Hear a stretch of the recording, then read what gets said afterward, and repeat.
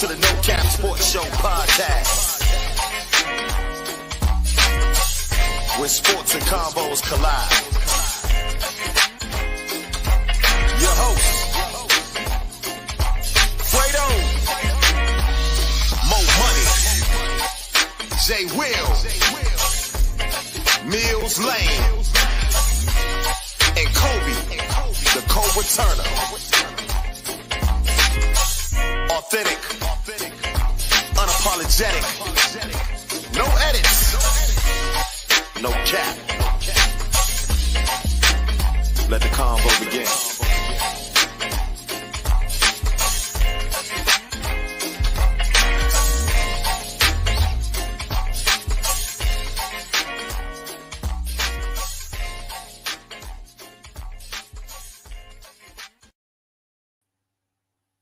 Welcome to the No Cap Sports Show podcast. I am your host, Fredo. I'm your host, Mo Money.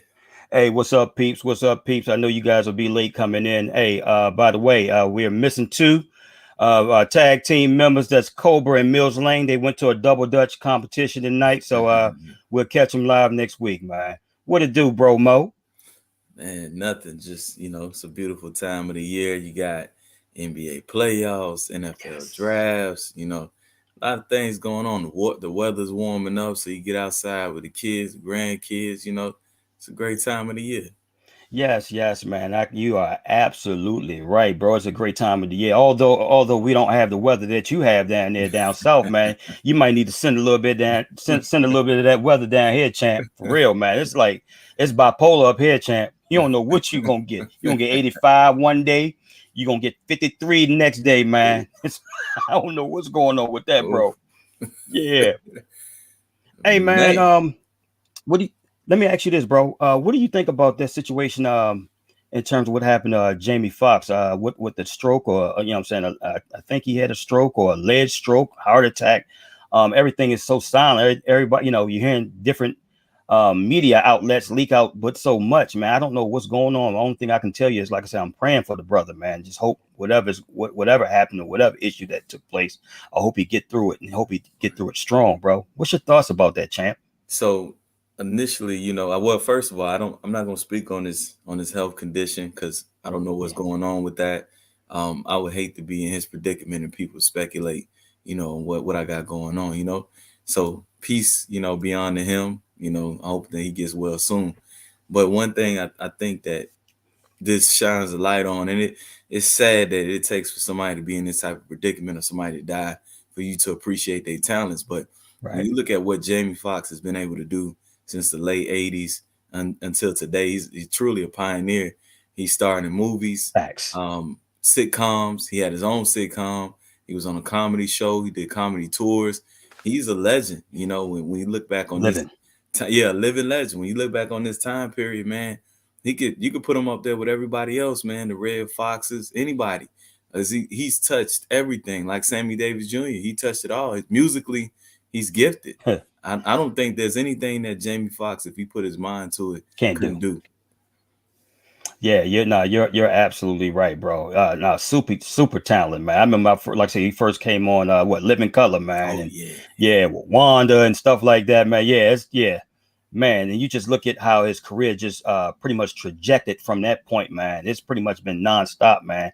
And then, like you elaborated on earlier, man, musically, I didn't even think about that until you mentioned that, bro. Not comedy, and then being a hell of an actor, but musically. Gosh, come on, man. It's a triple threat, bro. Yeah, it's a triple threat, man. So absolutely. Definitely, he definitely, him and his family have our thoughts and prayers, man. Like I said, whatever he's going through, I hope he get past it, bro. Big time, for real.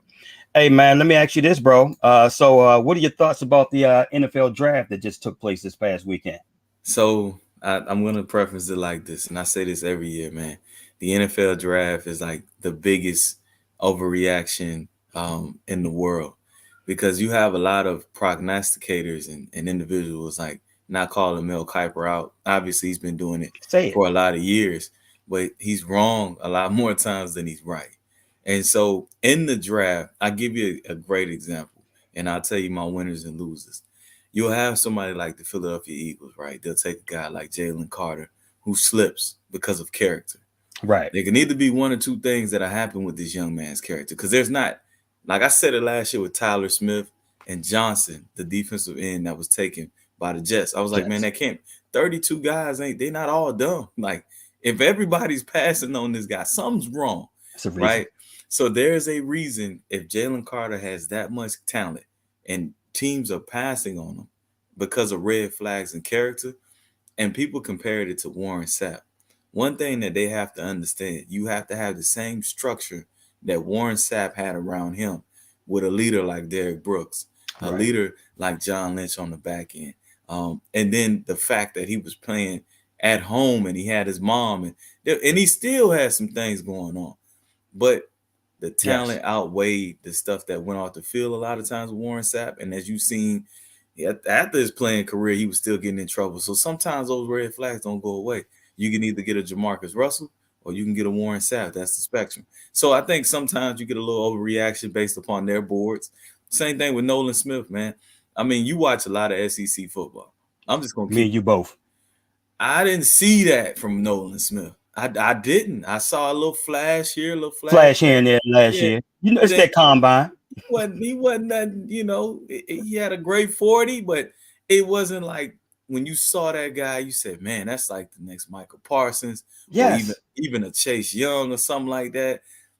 I just didn't see it. He wasn't a Bosa brother. He was just a guy that was on the defense and he was fast. Right. So when we look at it in that context and you put it in perspective, my biggest draft winners would be teams that filled immediate or intermediate needs that were able to like fill out the rest of their roster.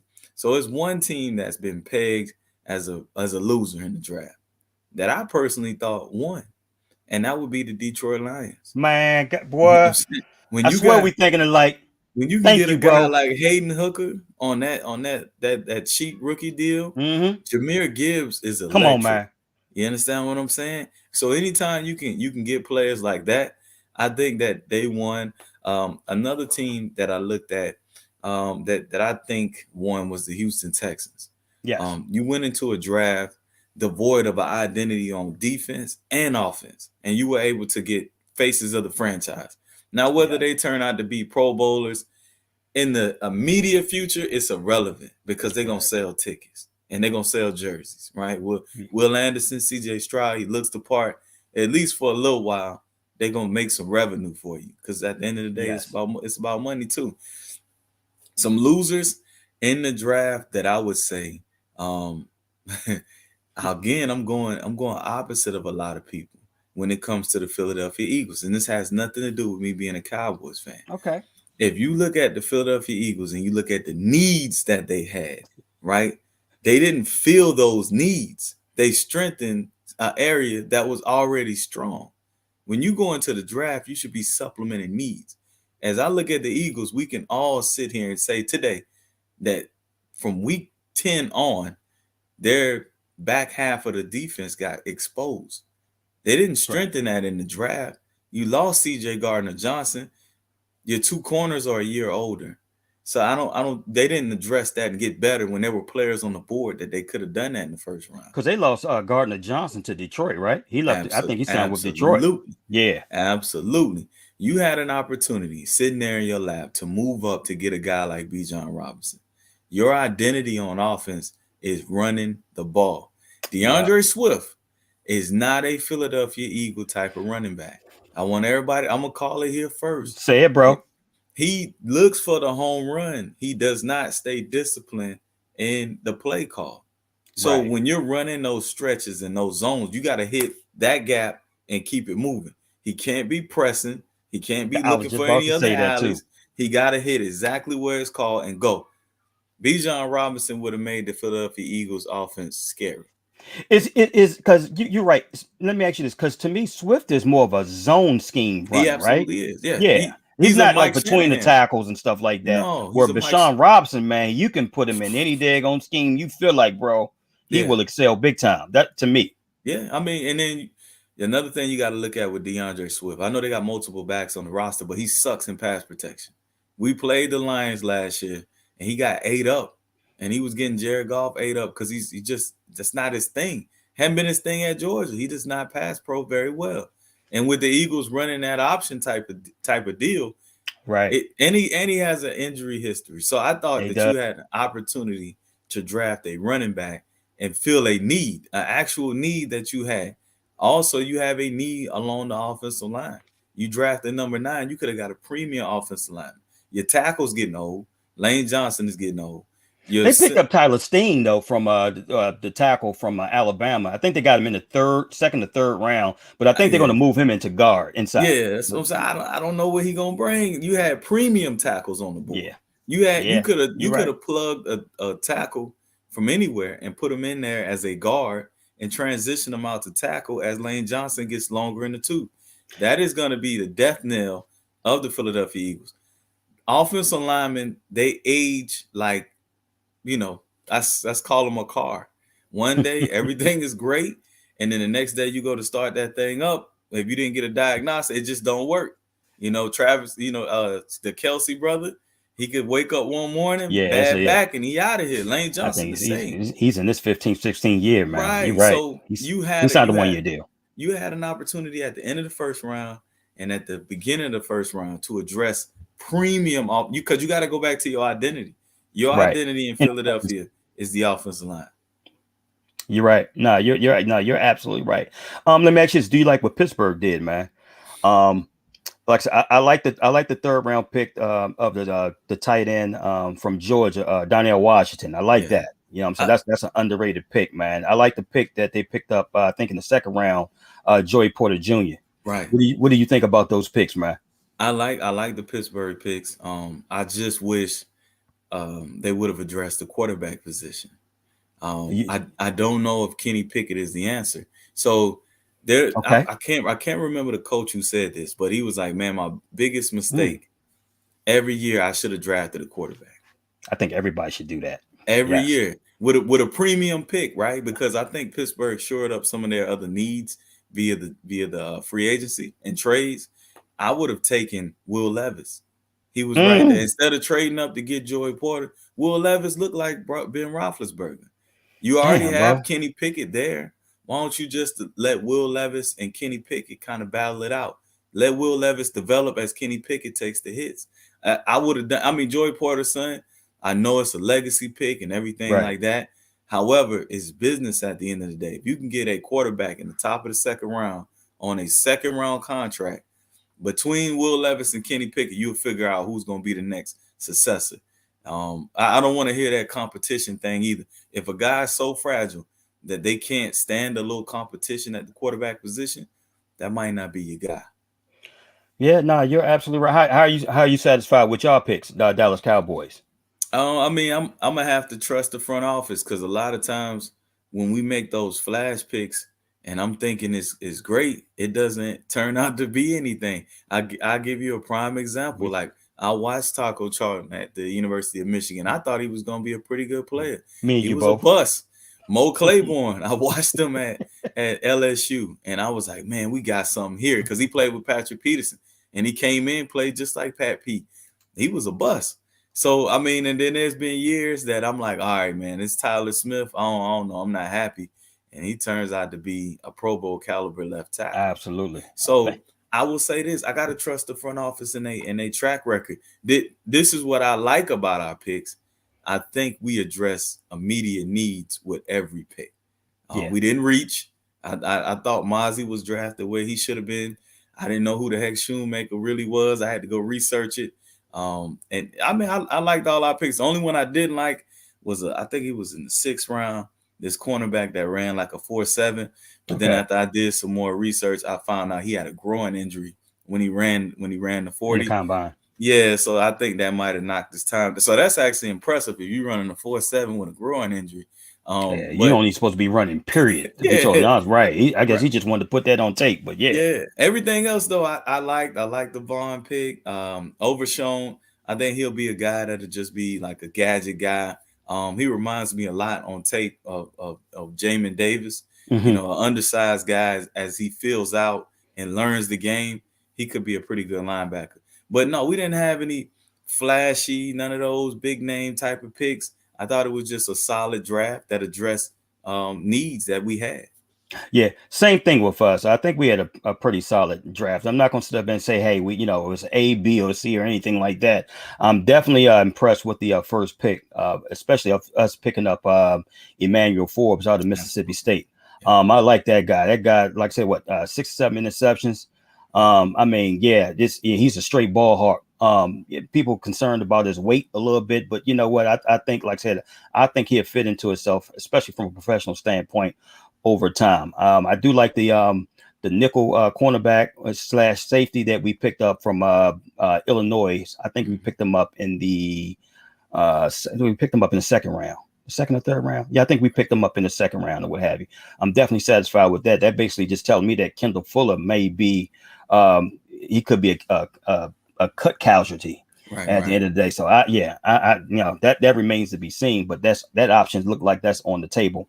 One thing that I wasn't satisfied, I wanted us to pick up another running back, which we did. We picked up the guy Rodriguez, From running back Kentucky. from Kentucky. I think we Yeah. picked him up in the 6th or 7th round. Right. Wasn't too much satisfied with that. I actually wanted to draft another running back a little earlier, man. I was looking for somebody like a Devon A. Chain Right, out of right. Texas A&M or what have you. I love our running backs, but we don't have those type of running backs that can, like game breakers. You know what I'm Right, saying? right, right. We need a different style of running back. You know what I'm saying? I don't know what Eric Bieniemy had, what type of plans he had for Gibson, you know what I'm saying, in terms of, creating more receiving opportunities Right. from him, especially in the passing game. And you know what I'm saying? But I don't know, man. It remains to be seen. It seems like they're pretty much satisfied at quarterback with Sam Howell. I would have loved for us to draft another quarterback. There we go. There we go. Go ahead. I would have, bro. That's my That's motto too. I like to draft. I would draft a quarterback every goddamn year, bro. if I And look, had one critique for y'all, or two, you thought, at the tight end position, I don't see the type of Eric Bieniemy type of tight end. I what don't. up, Cole? What up, Kobe? What's going What up, on? bro? I don't see the dynamic tight end that y'all could have had a couple dynamic tight ends early on, that could have really filled the need for y'all. And Yeah, also the quarterback I position, like man. Michael Mayer. I did. I like Michael That's what I'm saying. Mayer. I thought y'all were gonna go get Michael Mayer. That would have fit. I mean, he's the But type of tight end that fits in that system.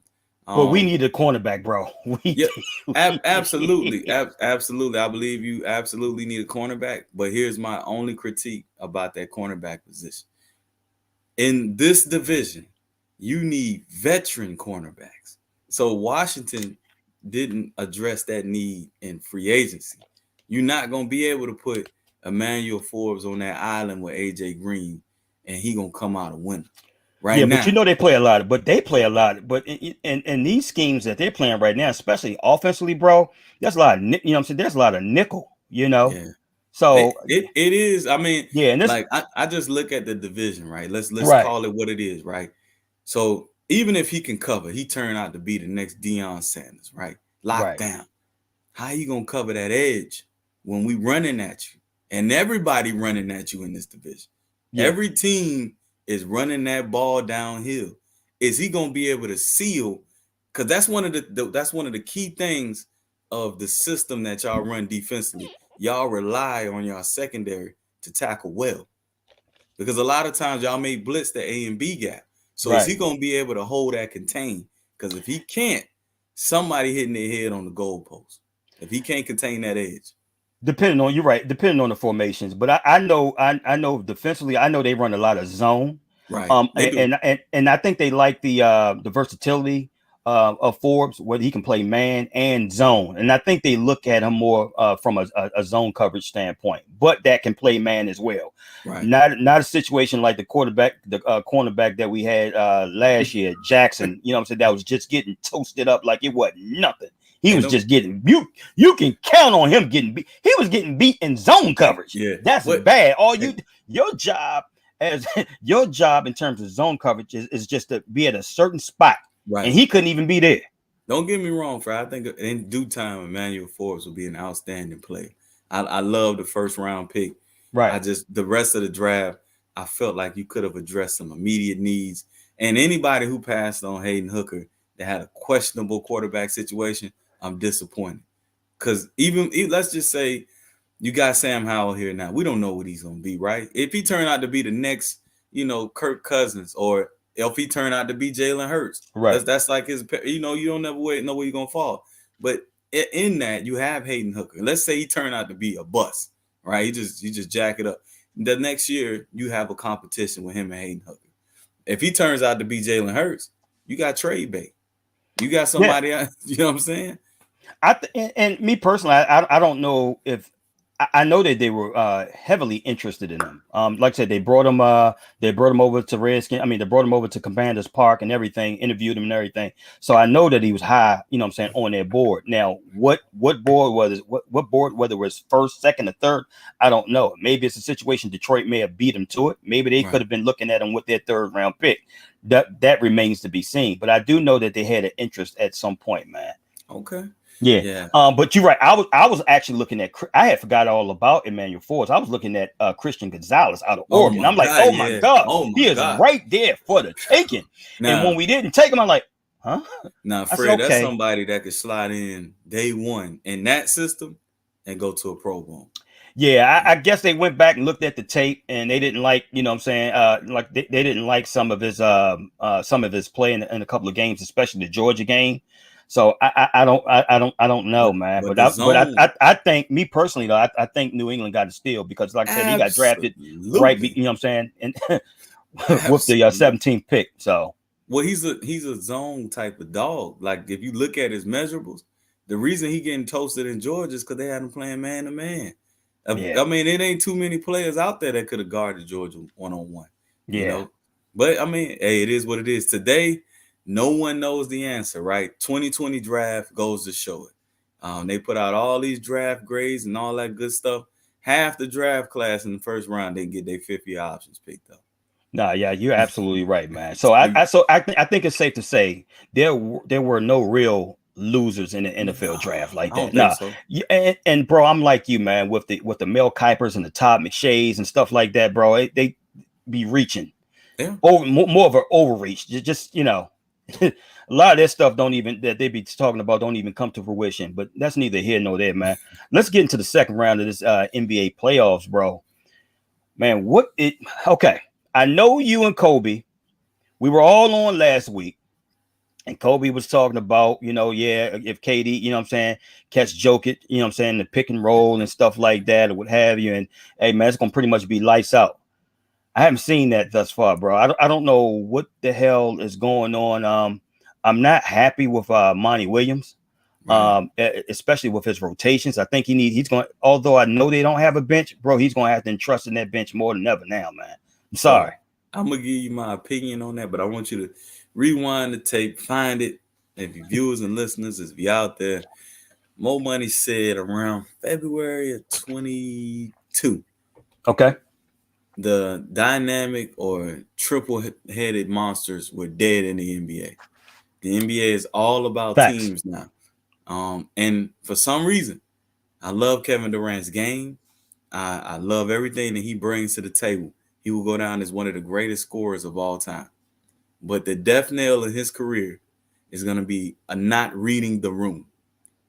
I don't know why he wanted to go to Phoenix so bad. I didn't know. I didn't understand it either, brother. And force his way to that team. I didn't understand that. He might as well stay where the hell he was at.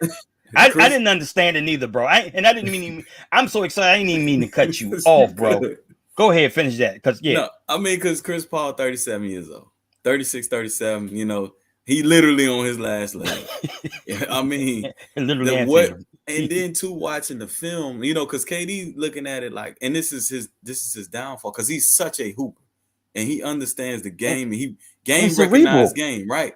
I'm looking at Brooks and I'm like Booker and I'm like, dang, that dude just like me. He got a burn on him.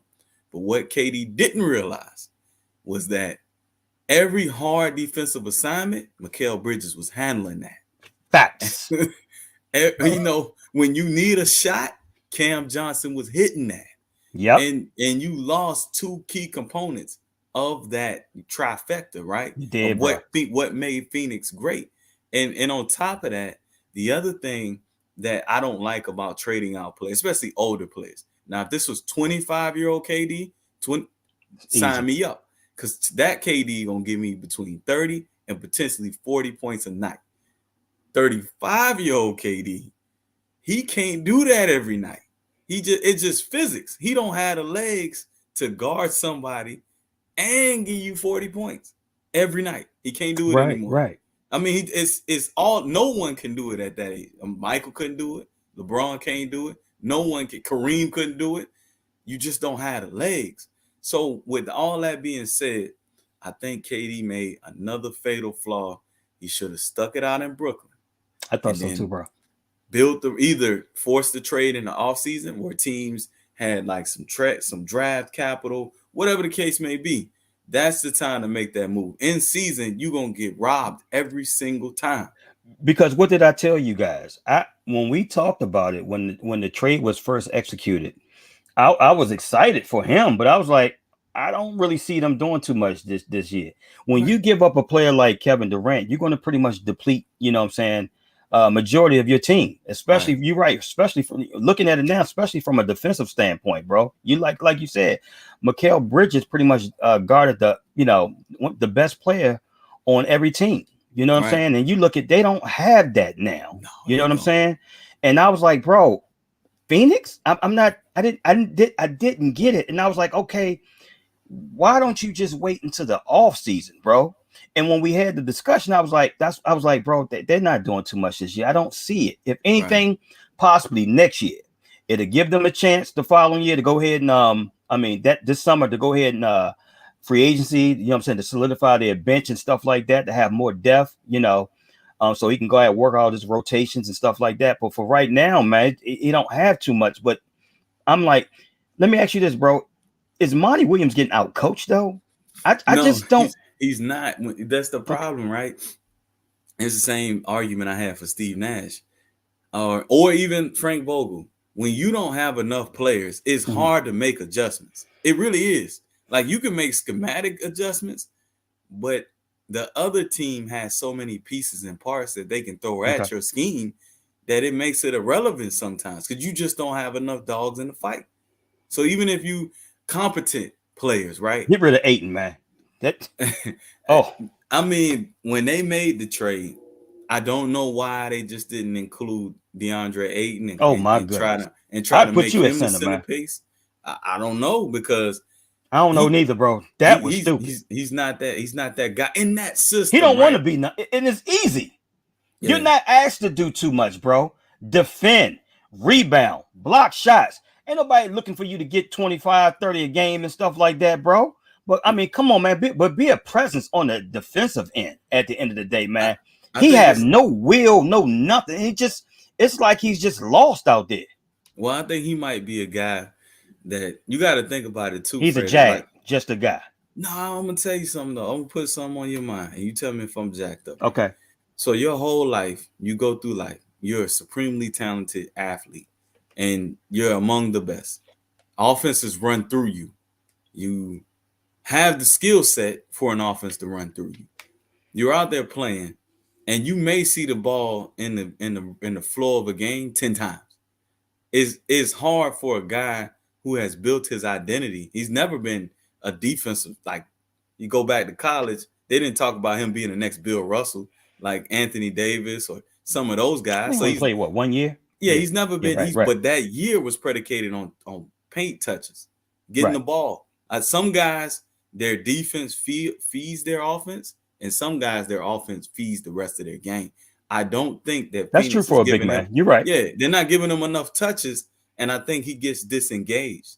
So they're gonna have to figure out a way to give him some isolated touches, whether it's on the elbow, because I do believe he can take Jokic off the dribble, or they might have to run some 4-5 pick and roll, get him into action, run some plays for him.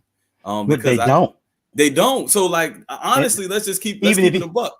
You out there playing, you ball. If you don't get the ball but so many times, it's a team game. After a while, your defense is gonna start slipping. You like, well, shit, man, I'm tired of running up and down this court. I ain't getting no ball. I ain't getting no touches. What all these hours in the gym? I just don't see no effort from him on the offensive end, especially, you know what I'm saying, from an offensive rebound standpoint, man. He just get outworked, out hustled, man. It's just like you're right. It's just like he's like a deer and I don't think it's With a day in the headlights hell. out Like, there, bro. I don't think he in the game because they're not putting him in the game. Like he's disengaged because he's not a part of the action. Like it's cool for us as spectators to watch Brooks or Booker and to watch KD and everything like that. But on the court, and I've said this about Steph Curry for years, that shit gets old. And Kyrie Irving too. Like, yeah, you don't want to be a hater, but if you're on the NBA level, all those cats can ball. You're like, shit, man, when I'm gonna get this rock, man? You know what I'm saying? Will Denver sweep them? I don't think. I hope not. I mean, any team that have Kevin Durant, you will hope that he could will them to at least a game. You know, in Phoenix. Okay. So I see it going 5 or 6. 5 or Me 6. personally, yeah, but I just don't think they have enough dogs in the hunt. Do you think Kevin? Do you think KD is being more assertive enough? Because I think it's more of like, you know, seeing what Booker's going to do, and you know what I'm saying, he's just too focused on seeing what everybody else is going to do. And I'm like, man, I know he shot 27 times the other night or what have you. Yeah. That's all good and dandy, and he didn't shoot a good percentage. I know he shot 2 from 12 from 3-point range. That's an anomaly. I know he's better than that. He shot over 40% this year. But I'm just thinking, bro, I want to see KD when he put Brooklyn on his back against Milwaukee. I want to see that. Well, you think about it. It's like he's trying to feel everything out, man. Nah, man, just go and get it. It's a horrible fit, right? So you've been watching basketball longer than I have, and you can correct me if I'm wrong. I've never seen 2 prolific wing scorers win a championship. Damn, like bro. Usually one is a defensive stopper and they are more of a facilitator, and then the other's a scorer. But you rarely see 2 prolific scorers win championships together. It's very rare. In my mind, I can't think of a time that it's happened, because you get in the it could have been Kyrie and KD if you take away the bullshit, but the bullshit happened. But the bullshit happened. And it's going to happen because organically it does not fit. Even with LeBron and Kyrie, LeBron's more of a facilitator. So it's easier for him to take a backseat. He can score, but he's not a scorer for first guy. It's not organic for Kevin Durant and Devin Booker to play together and coexist. Even with Steph Curry and Kevin Durant, it got hairy sometimes. Like just the sets and how the action was flowing. Because when you're that prolific of a scorer, sometimes you can get disengaged too. So you're not going to see the best version of Kevin Durant, which has been my criticism of Kevin Durant, by the way. I want to see you struggle. I want to see the best version of Kevin Durant. I want to see what that looked like. I love that Brooklyn-Milwaukee series, right? But we haven't seen enough of that as opposed to his contemporaries in LeBron, in Steph. And you look at these pivotal moments over the years, and he had a lot of that this year with Brooklyn, man. He really did. Those moments where he had put that team on his back and they won 18 out of 20 games. They were in first place, you know, before the injury. You know what I'm saying? That's why it goes back. I'm like, bro, Phoenix, bro. You're not gonna like what I'm saying, bro. But he looked like he running from the smoke. Like, Phoenix, man. It's tough in Brooklyn right now. It is tough. What's up, OG? What's going on? So trade the other guys, put this Brooklyn franchise on your back and take that smoke. Yeah, you know, man, because it was like I said, because Phoenix before, like I said, they were interested in Kyrie. That was the trade package originally. Could you imagine, you know? And I know Chris Paul was in that trade. Now I don't know if Markel Bridges and whoever else was in that trade, huh? Probably not. Right. I don't, or you know what I'm saying, right? Or it could have been Mikal Bridges, or you know what I'm saying, you keep Cam Johnson. I don't know. That I don't know. But I mean that's what I'm saying. He got to wear that. It's not that he cares. Yeah, I'm just like, bro, why you? But he got to wear that for it. Yeah, you're right, bro. And I don't. You're right, bro. I don't like the fit of it when I'm looking at him. He don't even feel comfortable. No, he's not. It's not organic. Yeah, that's the word right there. It's not organic at all, man. They both have to score, like, and it's no knock to either one of them, but they have to get their shots off. This is like Alex English and Kiki Vandeweghe, bro. I do you one better. This is like Allen Iverson and Carmelo Anthony. Ooh, hey, okay. And both of those guys are Hall of Famers with torches, and they could score And with the one. best of them. Yeah. But it don't fit. It just didn't. It didn't If work. it don't fit, it must have Yeah. quit. You're And right. you know what I'm saying? It don't, in my perfect world, this is what I would have wanted. And not because I watched the Knicks, that's my East Coast team. I would have loved to see Kevin Durant on a team that is surrounded by role players that fit his skill set with an A+ player or a couple A+ players. Brooklyn did have that. I mean, I don't know, Fred. He's in first place. You can't get no better than first place. Yeah, I don't know. Brooklyn. I thought he had that. Bro, I'm like, bro, what are you running away from, bro? This is where it's at right here. And it looks like that organization was going to appease him by whatever means necessary. You know what I'm saying? To make sure he had whatever he want. Obviously, it didn't work out with the Kyrie situation for whatever reasons or what have you. But even if they didn't, even if they didn't do nothing, then they was going to do something this summer. They was going to make something happen, man. I just thought he should have been a little patient, but that's neither here nor there. Maybe it's something bigger or deeper than both of us will ever know. Fred, I'm going to move on to these other teams, but I want to put something on your mind. That's going to hunt Kevin Durant for the rest of his career. After they made that Kyrie Irving trade, and you brought in Finley, you brought in Dinwiddie, and you had a real bench now. You did, bro. What would that Brooklyn team look like with Kevin Durant as I was exactly. I mean, he got to live with that. But moving on to the other teams out there in the second round, Boston got to get their stuff together. You can't let MVP less team beat you at home. Man, I mean, I know James Harden is an MVP too. Man, 2015 James Harden came out, bro. And that was 7 years ago, 8 years ago, right. Hey, so that was disappointing right there. And you can't continuously let those games slip away. That game one, if you're the home team, is pivotal. It is vital when you go in there, because now the pressure is on game two. Right. If they mess around and win game two on your floor, now you fighting an uphill battle. Because now you got Embiid coming back now. Right. All they got to do is go home and split. That's it. And then come back home, potentially get one more on your floor, and then it's over. Okay, bro, you said something before, right? And this always stuck with me. You said coaching matters, right? It does. Okay, and it does. I agree with you 150%. Ime Udoka factor. Are they missing him in terms of the Celtics? Absolutely.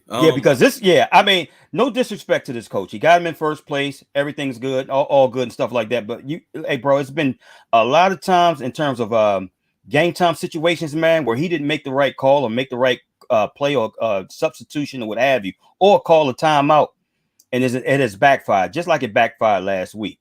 Yeah. So I mean the other day, should I say? I don't know if he got enough seasoning, right? Darvin Ham, some of these other coaches, they may be newer coaches, or even Ime Udoka, but they sat on the sidelines for a long time. Come on, man. He's a Popovich disciple. Yeah, and they played at the highest levels, right? True story. Darvin Ham is a champion. Ime Udoka was a champion as a player.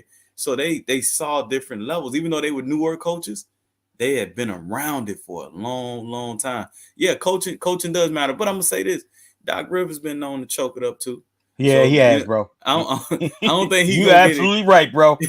He's not gonna get exposed until either the finals or next round. Because I'm gonna tell you something: the Knicks and the Heat, they may not be the most talented teams, but they play hard, and their coaches. Oh my God! Like, yes, if you watch the game, it's like a chess match. It really is. Whatever Tom Thibodeau does, hey, I got you. Eric Spoelstra, like, okay, you doing that? All right, we're gonna do this.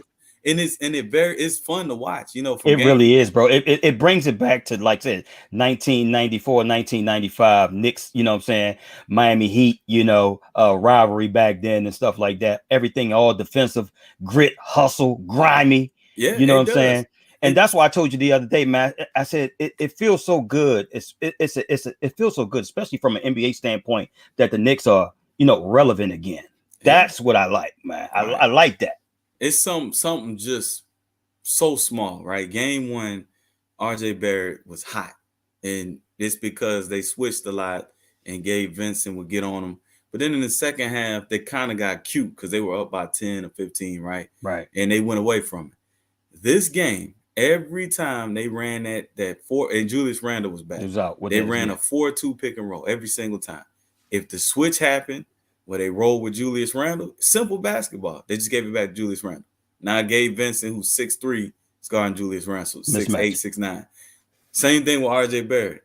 If he switched at 6'6", guarding 6'3", it ain't gonna work. It ain't gonna work for Gabe Vincent. And they ran that play over. They did over and over and over. And it just kept getting buckets. And it's like, man, when Pat Riley. So Pat Riley said, okay, I got something now. We're not gonna switch it. We just gonna stay. And then it was an adjustment to that. So it is just great basketball. Fight through them damn picks, buddy. Yeah, it's right. It's great. I love it. I love it. Me too. I can't wait for Jimmy. You think it's going to 7, bro? I think so. Me too. I think so. I think both teams are pretty well evenly matched. I think it's gonna go 7. All right, man. Your Lakers, man. Last night, AD. I mean, put on a hell of a performance. He gonna eat like that in this series. So he gonna eat.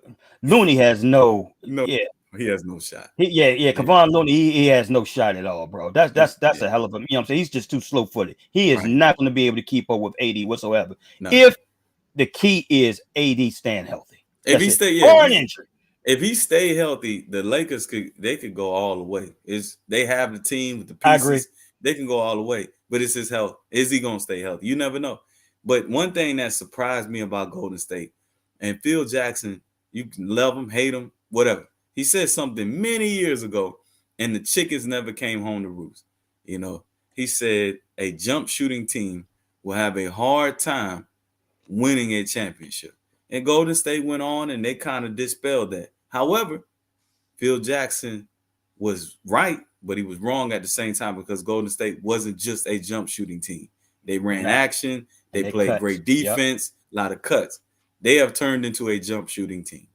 And it looks good when it's working. But if they're not hitting them threes, it's bad. Yeah. I know stuff came on. And let me put a disclaimer out there. I didn't even see the game last night. I went to bed. So that's another subject for another day, man. They need to make these games. These West Coast games, whatever. They need to come on at 9 o'clock, man. At 10 o'clock, 10:30, man, action. Yeah, that's too late for your boy, man. I may give you a half or two or whatever. But, yeah, that's too late for your boy right now, man. But nah, you're absolutely right, bro. I don't know. I didn't like the shot that what's my boy Poole took last night. Yeah, it was a horrible shot. And people was like, well, what better shot? I got an argument with somebody. They told me, what better shot did he have? I mean, he had 10 seconds on the clock. What are you talking about? Give up the damn ball or what have you, or you know what I'm saying, or create. I don't know what you did. That right there. I mean, shooting the ball. I mean, shooting the three almost at the logo. That was not smart at all. Who said that? Obviously, one has never played basketball at any level, right? Well, actually, he did, but I was shocked. That's what I'm saying. I'm like, and a hell of a basketball player, man. So here's the thing, right? Yeah, I ain't gonna lie, Jeff. I'm right there with you. So what I did, I DVR'd the game, got up at 4:00 this morning, watched it before I worked out. That's how I caught it. But when I watched it, right, they passed it to him to get into the set. It was not to shoot the ball. You see how Steph Curry was looking at him. Yeah, they were getting into their set. So the Lakers came, they trapped the action up top. They were getting ready to swing it to get into their secondary play because the primary play looked like it wasn't working. Either the primary play didn't work or that was part of their primary play. He got the ball, and that Bama yelled, Kobe, and just shot it, man. Because it's a bad shot, too, because, like, you don't want to give the ball back to the Lakers with time to answer. So let's just go down the what-if road. If he hits the shot, the game is tied. And the Lakers are probably going to have about 6 or 7 seconds to go win the game. And they don't even need a 3. They're already in a bonus. So if you just foul them, they go into the free throw line. Pretty much. So all the way around, it was just a bad shot. It was, bro. And it's not even the shot itself, because whether he hits it or not, it's just a bad basketball moment. It was. And like you said, the key was it was 10 seconds left, man. Yeah, way more than enough time. If you didn't have it, then, you know what I'm saying, give the ball to somebody else. I know Draymond gave you the ball or what have you, but like you just said, man, that was just for something else to be ran off that, whether it was a primary or a secondary. But he wasn't primary at that point, so he just took it upon himself. Hey, man, let me ask you this before we end the show, man. This was supposed to have been off for 4 of us, but like I said, I know we down 2 tonight, man. All right, so look here, bro. Oh man. Oh yeah, I know this is me and you's alley right, our alley right here, bro. Top 5 hip hop rap diss songs, bro. Okay. I, So I I had probably about 15. I yeah, couldn't even come up with a 5, but go ahead.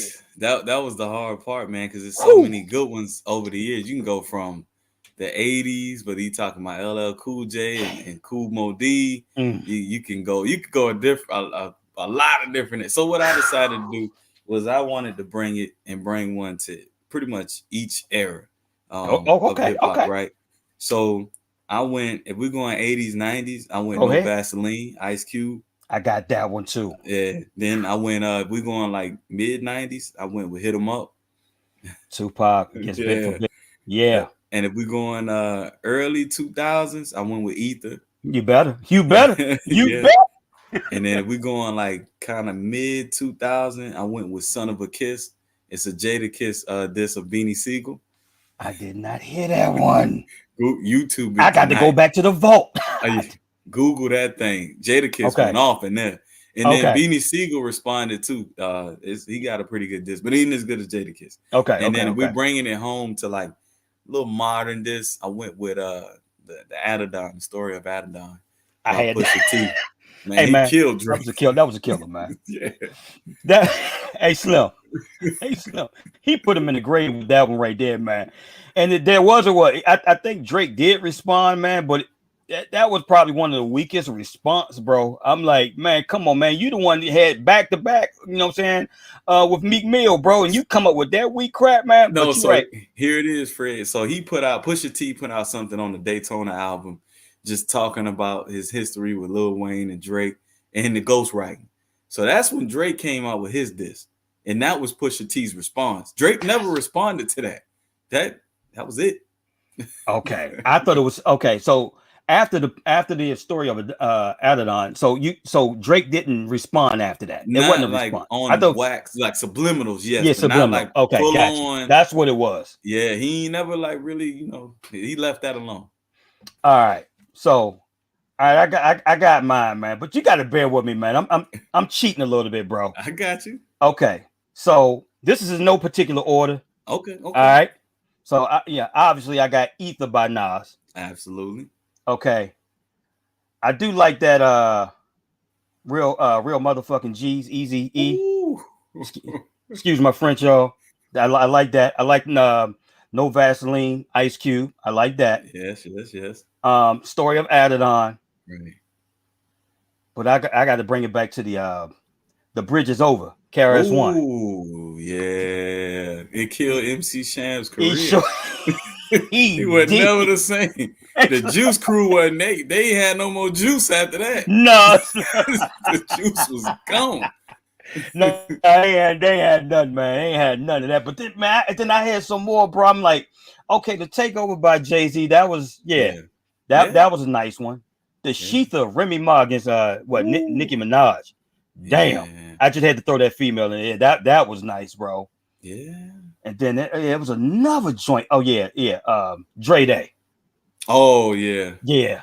So it was some joints. I was like, man, I can't even bring this down to 5 the way I want to, bro. But look here, to all the viewers and listeners out there, who is give us your top 5 hip hop rap diss songs.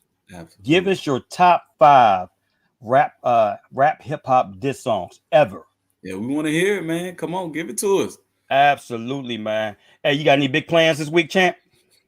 Nah, nothing crazy. I'm back in school, so doing homework, doing that, a little something like that. That's it.